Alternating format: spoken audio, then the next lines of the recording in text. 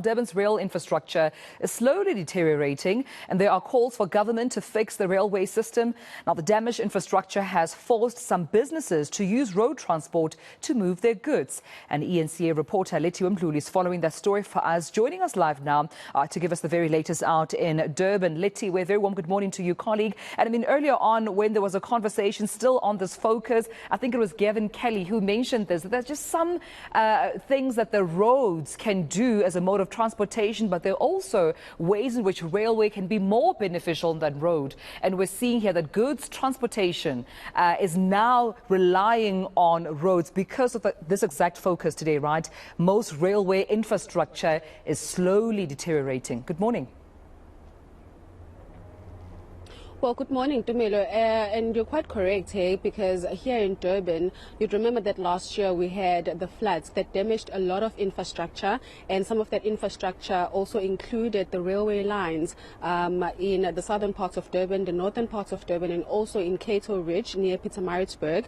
When we were in Cato Ridge, that place connects Durban, Johannesburg, and also Pietermaritzburg. So it's the main line that connects those two provinces, and unfortunately there was a lot of damage that was created in that main line, and as a result the trains that transport goods across Johannesburg to Durban did not operate for a really long time, and we spoke to PRASA about it, and they did say that it's going to take some time to fix that rail infrastructure. We are of course going to get an update from them as to if they've been able to repair that main line, and also what are they doing to repair the other lines that were affected. You'd remember that last year the southern parts of Durban were also very affected or impacted by the floods, and that main line in Umlazi was affected, which meant that commuters weren't able to use trains as a form of transportation.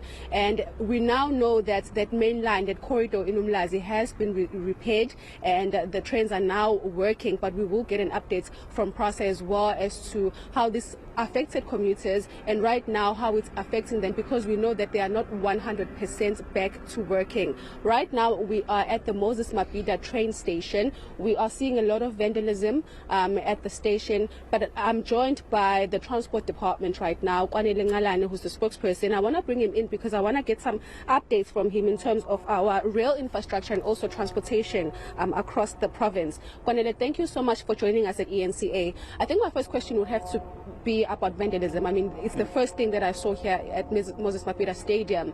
As the transport department, you are aware of this. What's the impact currently?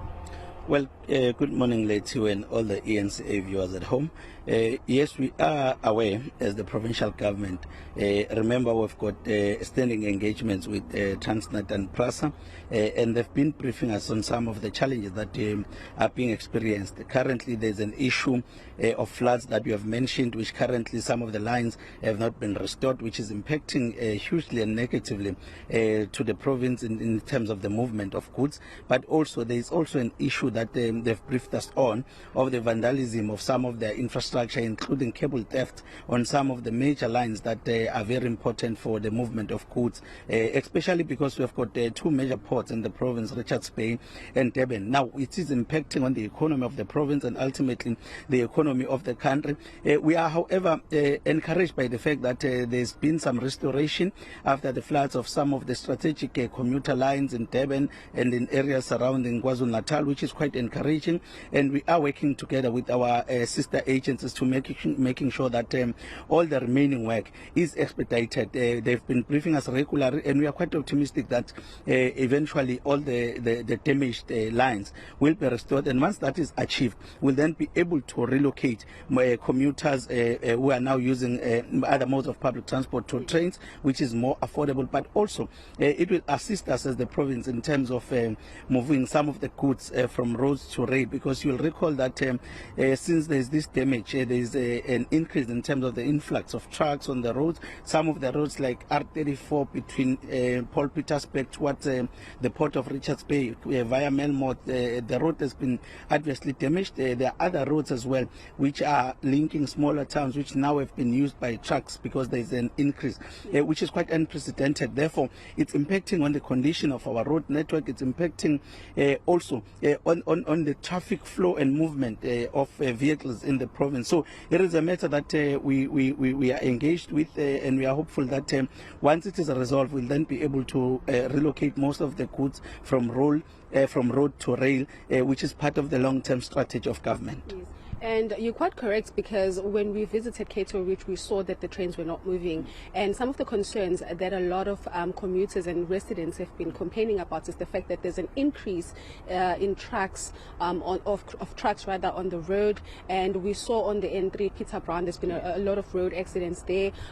In your communication with Transnet and also as the Transport Department, what are you doing currently to make sure that the traffic flow on the N3 more especially is well maintained?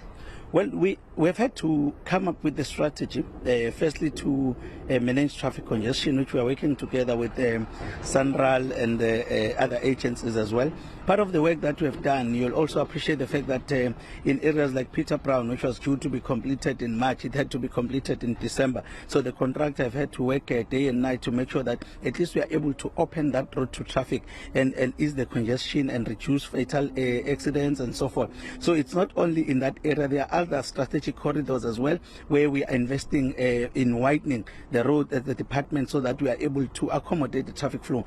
But that is the short-term measure. The long-term measure, like I said, is that we want as government to see more goods moving from road to rail. However, with the current challenges facing our rail system in the country, it is a mammoth task, but we take comfort that we've had engagements with SANRAL, we've had engagement with Transnet, we've had engagement with PRASA, and we are all putting our hands on deck. We're all working towards a common vision. We want to reduce the volumes of trucks on the road because it damages the infrastructure, but also it causes more fatal accidents. If you've noticed, around October last year, we had about 55 accidents which were involving trucks only on the road. Even though after the engagements we had with the freight industry, we've seen the reduction, but it tells you that the impact is quite huge if we've got such an influx on the road. So it is quite a huge concern to us. We are working on it, and we want to assure South Africans that government is doing all it can to make sure that we revive the rail infrastructure so that we see more goods moving back to the rail. Mr. Ngalale, thank you so much for your time. Well, there you have it, Tumelo. Basically, what the Transport Department rather is saying is that they are having engagements with Transnet, with SANRAL, and also with PRASA in regards to trying to get back on the rail system, because of course there's a lot of increase in traffic on our roads, and like Mr. Ngalale said, there's been a lot of accidents on the N3 involving trucks, which is a huge problem for our motorists, for our residents as well. And also we do have the harbour here, which means there's a lot of goods that are coming into Durban and also heading out to other provinces, which means that our rail system actually has to work. And like I mentioned, the floods did damage a lot of infrastructure last year, and we will be getting an update from PRASA a bit later on as to where are they in trying to fix that infrastructure. Are trains moving? Where we are, I know that trains are supposed to be going to the northern parts of Durban, but currently we're not seeing any trains moving. As you can see, they're all on a standstill. We know that the railway line, the corridor heading from Durban, the CBD, to the northern parts of Durban was also affected by the floods, and it wasn't working for a few months. But now we're going to get an update from PRASA just to hear from them how commuters are moving around, how goods are being transported. We know that there's an increase of trucks, like the Transport Department said. So how are they going to actually try and fix this issue? Yeah, and Lethiwe, I mean, that conversation quite important with all stakeholders, because you can understand KwaZulu-Natal being known for its logistics economy. Surely billions and billions of revenues being lost in the process, and something needs to be done. Jobs are being lost. Businesses are also suffering because of this. So we'll hopefully come back to you once again, colleague, as soon as, of course, we get all the role players ready to speak and also commit to South Africans as to what exactly is being done. What's the strategy and what are the timelines, if possible, in terms of fixing up our railway networks? That's eNCA's Lethiwe Mdluli out for us in KwaZulu-Natal.